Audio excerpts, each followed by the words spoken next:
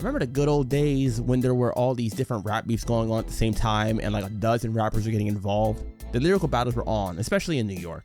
This one right here goes back to the days of 50 Cent and Ja Rule dissing each other on wax. I've covered their beef on the channel before, so make sure to check that video out after this if you haven't yet. Ja Rule released his 6th album, R.U.L.E. in November 2004, which features the hit single New York, featuring Fat Joe and Jadakiss. On Ja's verse, he took shots at 50 Cent. 50 then decided to start dissing Fat Joe and Jadakiss for being on the song with Ja. The single was released in October 2004, and by the beginning of 2005, 50 was releasing songs taking shots at all 3 of them, among others. One of the first songs being Piggy Bank, which was featured on 50's 2nd album, Massacre, released in March. The video for the song features a kid playing an arcade boxing game where you play as someone appearing to be 50 Cent, and his opponents are made to look like Fat Joe and Jadakiss. Also in the 2nd verse, he has the lines, "That fat nigga thought lean back was in the club, my ish sold 11 mil, his ish was a dud." Which of course is a reference to 50's hit single In the Club, selling more than Joe's hit single Lean Back. Personally, I think calling it a dud is a bit extreme, but then again a lot of rap singles when compared to In the Club might look like a dud considering In the Club went multi-platinum and was a #1 song in several countries. Piggy Bank is another typical braggadocious 50 track, and it's one of my favorite songs by him too. To me, it's a classic. One of 50's main disses around this time would really be to call his opponents out for not selling as much as he did, which to be fair, was quite true at the time. Not many other rap albums sold as much as Get Rich or Die Trying or The Massacre did so quickly. Also right around this time, 50 Cent had an interview on DJ K.A.R's Drama Hour and was asked about his beef with Fat Joe and Jadakiss, in which he said it started because of the New York record, among other things. And then Fat Joe called in and responded to things that 50 said and called 50 a coward. Then on Fat Joe's 6th album, All or Nothing, released in June that year, he fired back at 50 with the track My Fofo. It's a direct diss mocking him for the Candy Shop video, saying 50 takes steroids, and claiming that 50 rolls around with police security and is in hiding as he's not seen out in public much. He also makes a reference to the 2004 Vibe Award situation where Dr. Dre got punched and then Young Buck stabbed the assailant in retaliation. He follows that up with lines talking about 50 being jealous of the game because of their success, which is a reference to the fact that 50 was now embroiled in a beef with the game also, as earlier that year 50 went on the radio and announced that game was no longer a part of G Unit. 50 was in a lot of beefs around this time. Ja Rule, Jadakiss, Fat Joe, Game, and of course he was even dissed by artists like GZA and Jay-Z due to the How to Rob track. The beefs didn't do much to hinder his success in the industry though. If anything, it helped propel him even further it seems. Fat Joe, during the video shoot for his single So Much More from that same album, was interviewed by DJ Vlad, and when asked about the whole beef with 50 Cent and the Piggy Bank track, he stated that he had no problem with 50 and that he feels like 50 is essentially going at him for a publicity stunt to sell more records, and that he's not into all that fake beef. What do you think about the whole 50 Piggy Bank situation? Gonna reply on my album, you know what I'm saying? So, I don't battle rap, that's not what I do. I never wanted to battle rap, I never had a problem with homie, you know what I'm saying? Nah, I don't even know that nigga, so it's like, you know, I ain't never have a problem with him, but, you know, the nigga, you know, he wanna be disrespectful, so I'ma see him, and if the nigga wanna see me on the streets, which we never do see this nigga, you know what I'm saying, just holla at me. So y'all never really had any run-ins since you found out about that. People been talking about it for a while, but it just came out. Yeah, I ain't really believe he would do it. You know what I'm saying? So you gotta be crazy to disrespect Joe Pack, but you know, I'll respond one time only on the album, 26. And that's that, cause I don't battle rap, so you know, I feel like that's whack shit. That's not real shit, that's WWF shit. So if you ever get a problem with me, just come see me. You know Why do you think that came about? I mean, if you don't know, dude. I just think it's like a marketing scheme for the nigga to like promote his album and whatever. He feel like he need that every time he come out. I mean, that's cool with him. Then in May 2005, G Unit released the mixtape Yayo, Raw and Uncut, G Unit Radio Part 11, which features the song I Run New York by 50 Cent and Tony Yayo. The track is aimed mainly at the Locks, but on Tony Yayo's verse, he has a line about Fat Joe. That being, 100 shots, 100 clips, y'all ready to die. Fat Joe ain't a gangster, he's scared to fly. Which is a reference to how Fat Joe had a fear of flying, which is something he would speak about in various interviews. Later that year in June, during the VMAs, when Fat Joe was announcing the winner for the Best Hip Hop Video Award, he took a moment to send a shot at 50 with the comment, I feel so safe tonight with all this police protection, courtesy of G-Unit. I like to tell the people home, I feel so safe tonight with all this police protection, courtesy of G-Unit. Once again, using the typical diss people use against 50, that he's a snitch or has police protection and whatnot. 50 responded back to Fat Joe on stage when he and Tony Yayo were performing. Fat Joe is man. Pussy boy, fuck boy, fuck. Fat Joe would later in interviews speak on the situation at the VMAs, saying that 50 had been basically antagonizing him from the crowd. Then in November, 50 released the film Get Rich or Die Trying, as well as the soundtrack, which featured the hit single Window Shopper, another track that took aim at Ja Rule, Jadakiss, Fat Joe, and Nas on the chorus. There's 3 different versions of the track, however, not including the remixes. In 2 of the versions, the names are replaced in the chorus, but 1 version leaves them in. Just like Piggy Bank, Window Shopper is another favorite 50 Cent track of mine. Not too long after this, 50 would also begin to beef with DJ Khaled as well, who had a close relationship with Fat Joe and had signed to Terror Squad Records. On an episode of Rap City The Basement, DJ Khaled was asked about several classic rap albums, one of them being 50 Cent's Get Rich or Die Trying, to which he seemed to dismiss it compared to the other ones in the list. 50 Cent responded to this on Rap City himself and stated that none of DJ Khaled's albums are classic. Later on in November 2007, Fat Joe released a single, I Won't Tell, featuring Jay Holiday, that was later featured on his 8th album, Elephant in the Room, released in March 2008. 50 used this track to diss Joe again while in an interview on 105.1, and essentially stated that no one likes the song for Fat Joe, and they're listening for Jay Holiday, who sang the chorus. Is that true? Who knows? The two went back and forth more in interviews a bit, and then in February 2008, G-Unit released the mixtape This Is 50, Volume 1, Return of the Body Snatchers, which features the track I'm Leavin', another diss track to Fat Joe. On the outro of the track, 50 responds directly to Fat Joe's comments about him from interviews and the Fofo diss track.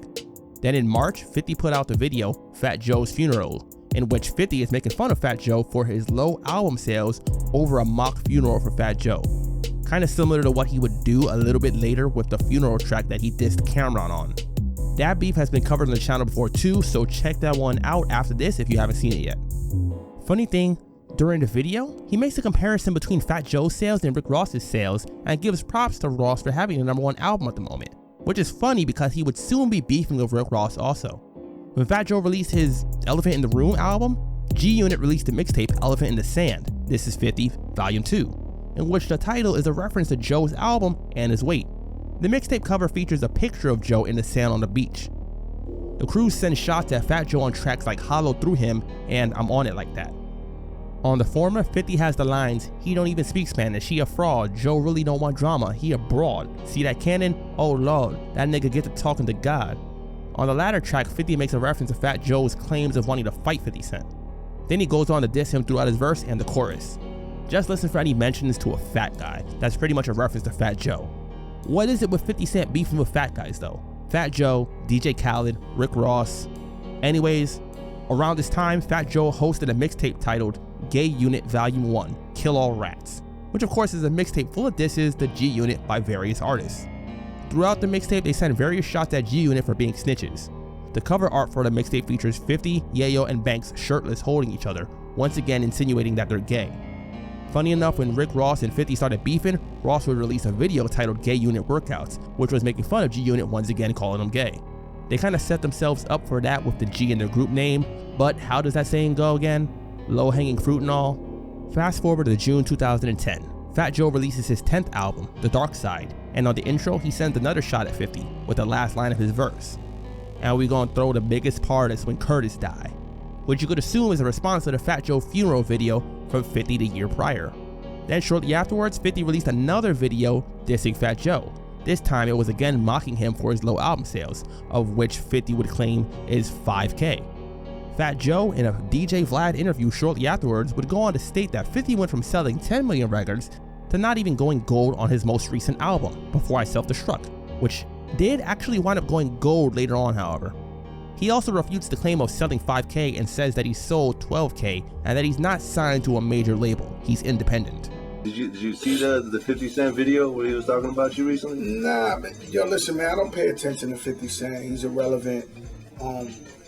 You know, I mean, whether you want to, you know, if you talk about record sales, he went from selling 10 million records to not even going gold this last album, so he lost 9.5 million fans. That, you know, the economy's fucked up, you know what I'm saying? Plus, he ain't been making good music. All we doing is making good music at the end of the day. Reason why Ross is still around, the reason why Fat Joe's still around is niggas is making good music. You know, so, you know, he just got to step it up and make some good music, unfortunately. In fact, I've never seen, you know, and I don't want to dwell on 50 Cent, but I've never seen a guy have a classic album and make such great music. His material declined so much in the hip-hop history. Like, I be thinking he's faking us out or something, you know, because I never seen no shit happen like that. So all they got to do is make good music, man. Don't get caught up in record sales, which, you know, when 50 Cent said that, my record didn't sell that many. It sold more than that. Sold 11,000, right? It sold 12,000, right? And we're independent. We sold another 20,000 singles that week. Before I Self-Destruct was considered a big fall off from his first 3 albums, especially the first 2 in particular as they went multi-platinum, and even his third album, Curtis, went platinum. In case you were wondering where Lloyd Banks, aka the PLK or Punchline King, was at in this beef, he makes a reference to the Fat Joe beef on the track Death Wish, where he's dissing the Lox, and he dissed Fat Joe on the track It Ain't a Secret with the lines, "I thought about clapping Joe, but why clap him with the iron? He 1 Big Mac away from dying," which of course is a reference to Fat Joe's weight. Unfortunately, on August 30th, in 2012, Chris Lighty, the co-founder of Violator, which had represented artists like Busta Rhymes, 50 Cent, and Fat Joe, among others, was found dead in his apartment from an apparent suicide by a gunshot to the head. Several artists that knew him questioned if the incident was truly a suicide or if there was foul play. Then in September, shortly after the death of Chris Lighty, Fat Joe appeared on a remix to the Slaughterhouse track Goodbye, and on his verse he talked about Chris and mentioned that Chris wanted to squash the beef between 50 and Joe. That next month was the BET Hip Hop Awards, in which a tribute was made to Chris Lighty, and according to Fat Joe, 50 approached him and shook his hand and stated that he wanted to squash the beef for Chris. Now, some say that rap beef can be a good promotional tool and you can make money from it and all that, but there's also examples of it doing the exact opposite, like this for example. In 2022, years after squashing their beef, Fat Joe released a memoir titled The Book of Jose, in which one of the things mentioned was how because of the dust-up at the 2005 VMAs, he missed out on getting a deal with Michael Jordan for Jordan brand sneakers. According to Joe, he would have been the first artist ever to collaborate with the brand, but because of that he missed out on a deal that would have been worth about $20 million, as well as other endorsements, as Michael Jordan called him and stated that he doesn't like beef, so they can't do the sneaker anymore. Also in 2022, Tony Yayo had an interview with DJ Vlad in which he stated that the 2 most realest beefs they were in was with Fat Joe and Jimmy Henchman, and proceeded to downplay their beef with Ja Rule as not that serious. So essentially, this was the beef that lasted from 2004 when Ja Rule put out the New York track until 2012 after Chris Lighty's death and the BET Hip Hop Awards. It's unfortunate that it took the death of someone close to them both for the parties to come together and make amends, but at least we could say that this is a beef where things stayed mainly on wax and interviews rather than resorting to violence, although there were plenty of threats and much tension. Fun fact, did you know that the first shot at Terror Squad from 50 Cent was actually back in 1999 from How to Rob, where 50 ended his first verse with the lines, "I'll rob pun without a gun, snatch his piece and run, this nigga weigh 400 pounds, how he gon' catch me son?" Then Big Pun responded on his second album, Yeah Baby, released in April 2000, roughly 2 months after his death, on the track My Turn. He ends his second verse with the lines, "And to the 50 Cent rapper, very funny, get your nut off, cause in real life you don't know, I'll blow your motherfucking head off." During the latter part of the beef, 50 was on a decline musically, but business-wise he was going up with various endeavors like G-Unit Clothing, the Vitamin Water deal, SMS Audio, and even branching out into acting and more recently producing shows like Power. Fat Joe, having been in the music industry releasing albums since 1993, was at the height of his success roughly right before the beef started, as he had put out the hit single What's Love with Ja Rule and Ashanti, as well as We Thuggin' with R. Kelly, both from his most commercially successful album, Jealous One Still Envy. Speaking of which, if the reason for 50 starting his beef with Joe was because of the New York track, he could have started the beef even earlier considering that wasn't the first time Ja and Joe worked together. Anyways, what do you think about the beef between these two? Do you think it was really some WWE stuff like Joe said about 50 using it for record sales, or do you think this was really a serious issue? 50 Cent has even recently stated that he regrets bringing Fat Joe into his beef with Ja Rule, and that Fat Joe was a loyal friend for beefing with him over Murder Inc. So it looks like both artists have some regrets associated with the beef. Anyways though, that's it for now. So as always, subscribe to the channel if you haven't done so yet. Click the thumbs up button to like the video, and join the Discord server to come talk to me and others about rap and all that.